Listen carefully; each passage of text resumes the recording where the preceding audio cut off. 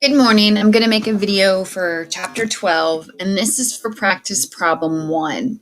And we're dealing with regression in this chapter. So I'm going to go ahead and start. So I'm hoping that you've read the chapter, watched the lecture videos, and then gone over the PowerPoints. If not, this is not going to make sense to you, and you'll need to go back and do those kind of things. So let's go ahead and see what's going on. We're interested in whether or not the number of letters in a state name depends upon the year the state entered the Union. So let's see here. Here we have a list of states. Here we have the number of letters in the name. Here we have the year entered the Union. Here's the rank entering the Union and the area. I'm only concerned about the number of letters in the name and the years entering the Union. Okay? So now here I need to say, decide which variable should be independent variable and which should be dependent. Okay, here's a huge key. You can't change time. So years you have no effect on. So I would pick my independent being the years and the dependent being the number of letters. Okay. So now it wants me to draw a scatter plot. And all I need to do is look and try to find which dots correlate to what's close. So what I always do is, all right, for 13 for South Carolina, that came in at 1788. And I go look for the 13. It can't be this one right here, the second one, because it doesn't have anything near 13. And it can't be this one down here because it flipped it. It went ahead and put my dependent variable on the x-axis. Right, and you can't do that. Remember, independent is on the x-axis, dependent is on the y-axis. So these two bottom ones are incorrect.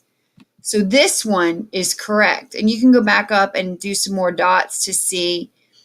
So let's see, which is the oldest one we have. So 1896 looks to be the oldest, and it had 4 letters for Utah. And if I look here for in 1896, so that's correct.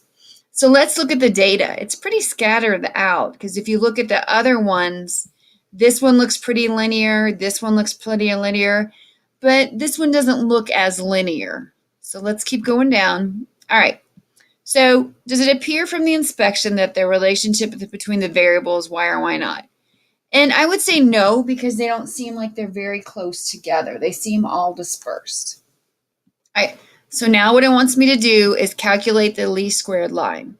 So let me go ahead and bring up my calculator and turn it on. The first thing I need to do is I need to do second 0. And I need to scroll all the way down to diagnostic on. If you don't do this, you're not going to get your R and R squared. So let me show you how to do that. So I go to diagnostic on and hit enter again. It has to say diagnostic on and then done for it to work. So now I'm going to go to stat and I'm going to enter my data. So let me go ahead and scroll up here and line it up so I can enter it. All right. Remember, I said that my years were my x-axis. So that goes in L1. So 1819 is my first one, and I'm going to enter all my data. I don't have to put them from smallest to greatest. All I have to do is put the data in as you see it. And I'm going to go back in a minute and put all the corresponding y values to help. Oops. Now, for some reason, if your L1 and L2 are not showing up, you need to reset the whole calculator. And I have a video under the module. It's one of the first videos you'll see. It's even before module 1. Go ahead and reset it, because you need to have everything set up in L1 and L2 for it to go ahead and do the regression correctly. Right? And I'm just entering everything in my data, and as you see, I'm going down. Okay.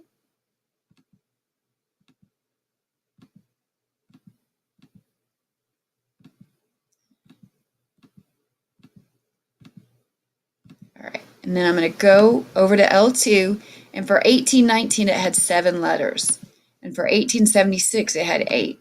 So I'm just going to put the corresponding value right next to it. Okay.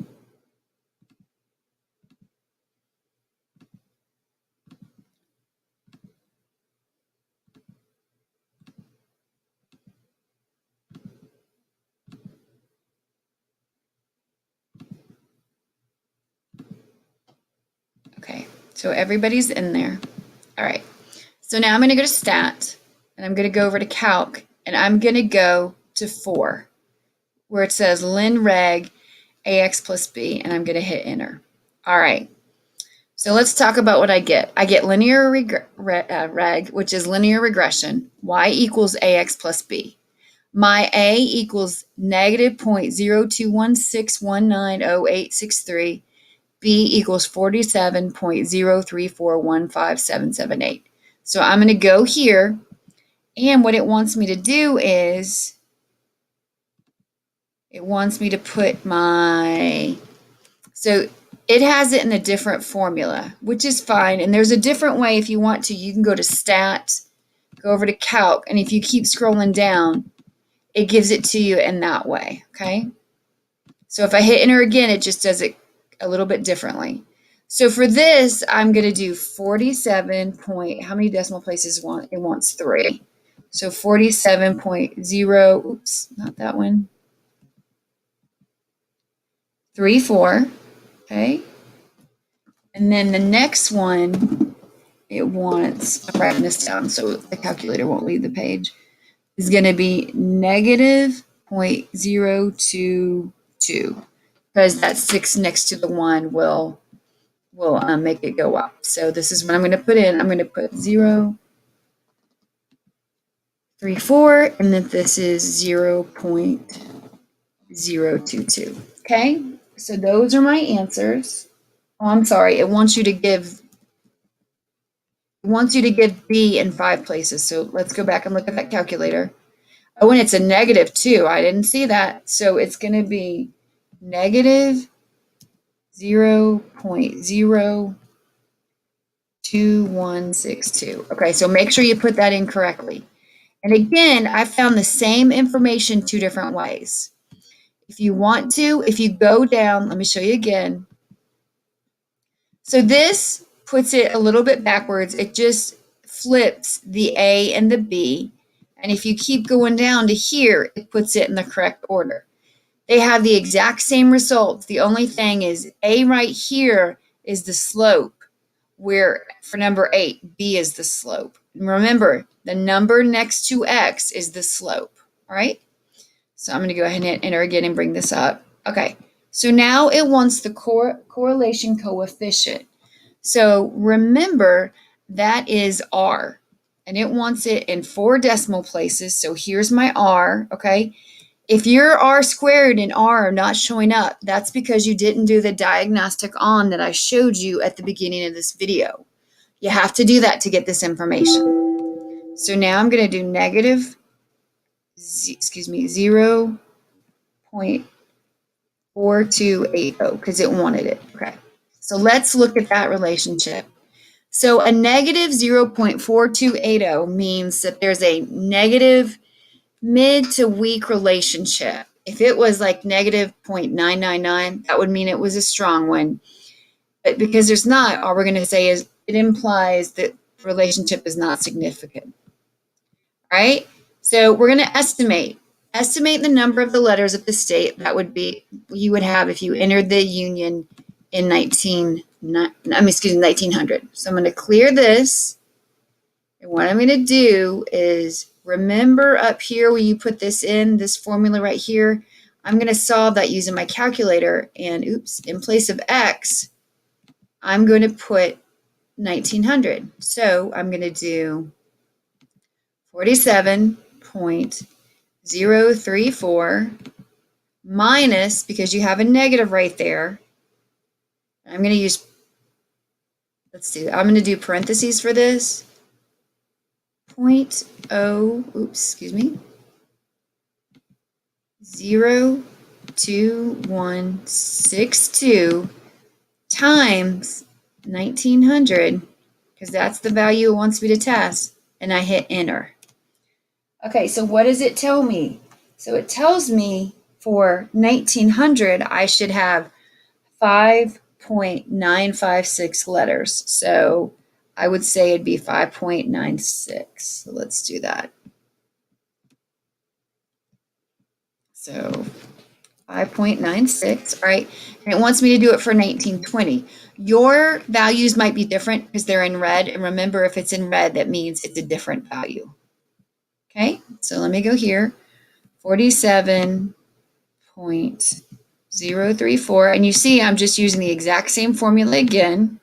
So 0.02162 times 1920. So that would be 5.52. Okay, so I just got to put that in there. 5.52. All right. So the next question it asks, does it appear that the line is the best way to fit the data? Why or why not?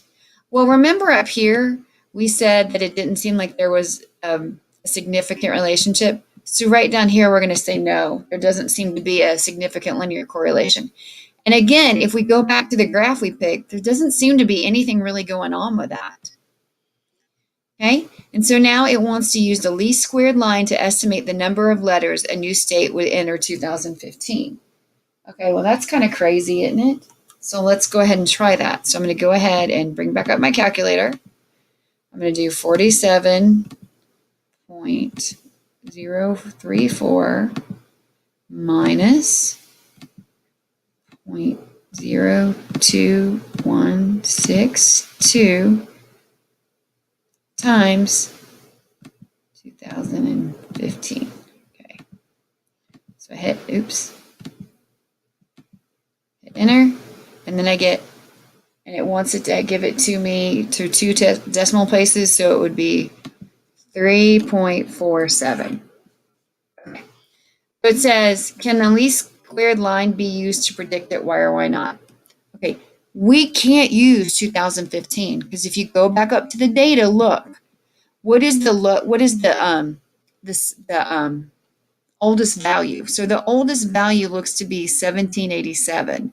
What's the newest value? And it looks like 1959. 2015 is completely out of this range for these years. Because it's out of the range, you cannot use that, okay? So that's how you would answer that question for problem 1. All right, I'm going to stop the video and I'll make another one for problem 2 and 3, but I hope this helped.